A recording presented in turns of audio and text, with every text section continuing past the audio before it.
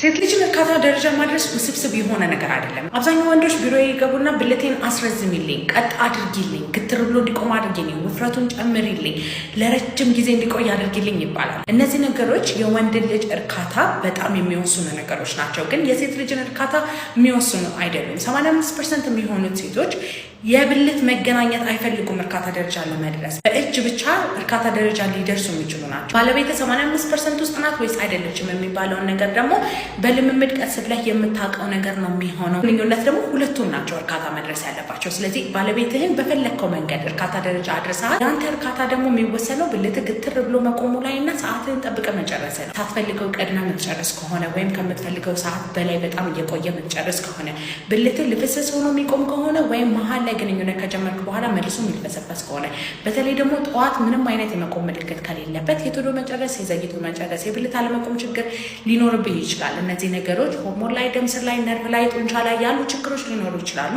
መታከም ትችላለህ። በማንኛውም ስንፈተ ወሲብ መታከም ከፈለጋችሁ ባዮ ላይ ባለው ስልክ ቁጥር ደውላችሁ ቀጠሮ ማስያዝ ትችላላችሁ። በሬ ሁል ጊዜ ክፍት